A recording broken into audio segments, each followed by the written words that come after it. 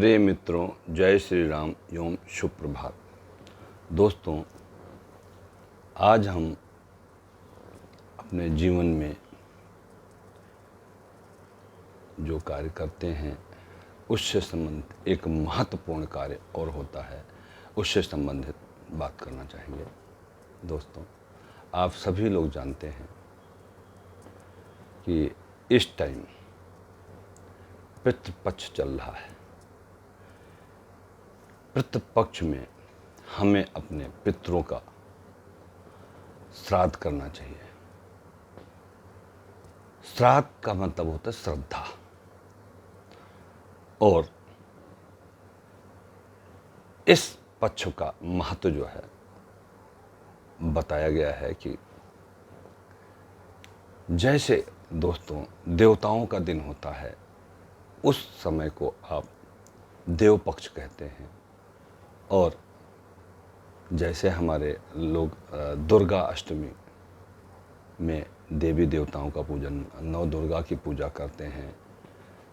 एक एक दिन नौ दुर्गा के 9 रूप का अलग अलग विधान से आप पूजा करते हैं। कुछ लोग व्रत भी रहते हैं।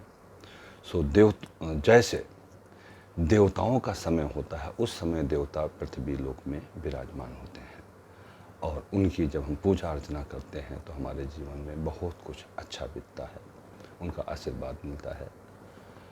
दोस्तों, उसी तरह से पितृपक्ष भी होता है, साल में एक बार आता है। भादों महीने के पूर्णमासी तिथि शुक्ल पक्ष, पूर्णमासी से लेके 16 दिनों का ये पितृपक्ष होता है।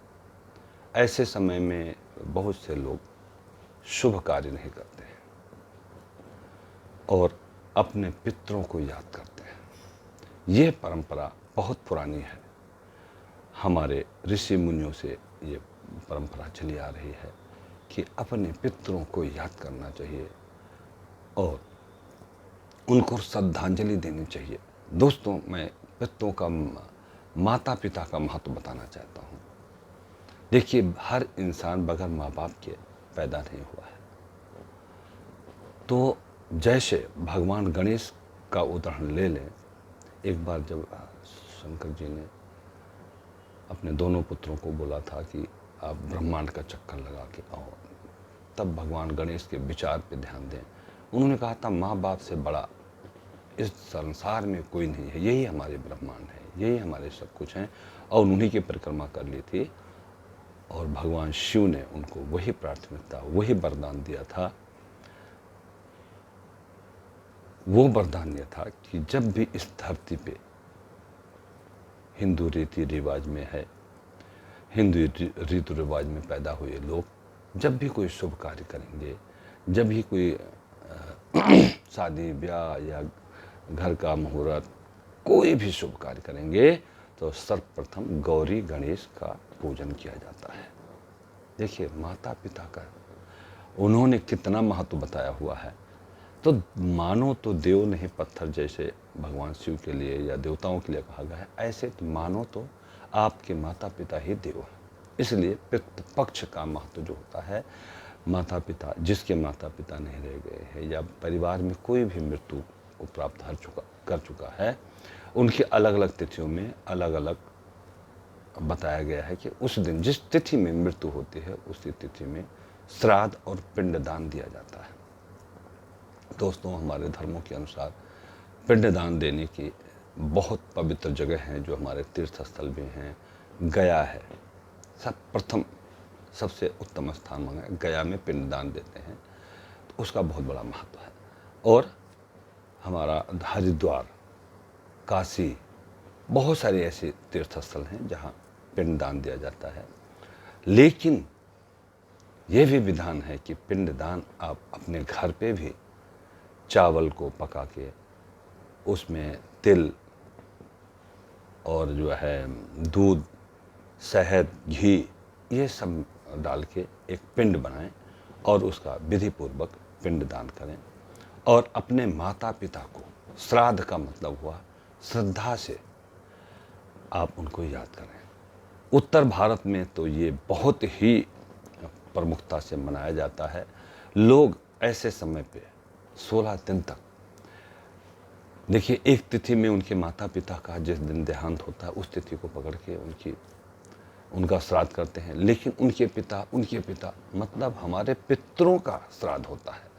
तो इसलिए लोग किस तिथि में हमारे पूर्वज कौन गए होंगे उसको अगर नहीं भी जानते हैं तो जिस दिन माँ बाप जाते हैं उस दिन श्राद्ध करते हैं, और संपूर्ण पूरे पिता के पितामह सबका श्राद्ध होता है। श्राद्ध का एक और तरीका बताया गया है, तिलांजलि देना। तिल, अक्षत, और अक्षत मतलब चावल, पुष्प लेके कुछ लोग पोखरा में, कुछ लोग नदी में, कुछ सरोवर में अंजलि में पुष्प और अक्षत और तिल लेके, और कुछ भगवान विष्णु का रोया है, ऐसा कहा गया है विष्णु गरुड़ पुराण में। तो उसको लेकर के और अंजलि में पानी भर के और हाथ ऊपर करके सूर्य की तरफ, जिधर सूर्य उगते हैं उस तरफ ऐसे श्रद्धांजलि देते हैं अपने पितरों को। और फिर 16 दिन तक, जितने दिन तक, जिस दिन श्राद्ध होता है उस दिन वो श्राद्ध करके और वो श्रद्धांजलि मतलब जो तिलांजलि देते हैं बंद कर देते हैं। श्रद्धांजलि किसे कहते हैं? जब भी आप किसी अपने हित मित्रों में, किसी खास यार दोस्त या अपने राजनेता या किसी का भी जब मृत्यु होती है तो हम लोग श्रद्धांजलि देने जाते हैं। श्रद्धांजलि का शाब्दिक अर्थ देखिए, श्रद्धा से अंजलि में, मतलब अंजलि मतलब ऐसे ये जो अंजुल होता है इसमें अक्षत, तिल, पुष्प लेके और उस दिवंगत आत्मा को याद करके श्रद्धा अंजलि अन्न और जल के साथ उनको प्रणाम करते हैं। उनके दिवंगत आत्मा के देवलोक जाने के लिए प्रार्थना करते हैं और उनके किए हुए कार्यों का वर्णन करते हैं। तो इसीलिए कहा गया है कि इंसान को जीवन में अच्छा कार्य करना चाहिए, और जिनके साथ वो व्यक्ति जो दिवंगत हो चुका है, उसने अच्छा कार्य किया हुआ है, सभी उसके कार्यों का स्मरण कर करके आंसू बहाते हैं, उसको याद करते हैं और उस दिवंगत आत्मा को प्रभु से प्रार्थना करते हैं कि उसको स्वर्ग में वास मिले, देवलोक में वास मिले। तो ऐसा जो चला है, मानो तो देव नहीं पत्थर, जाकी रही भावना जैसी, प्रभु मूरत देखी तिन तैसी।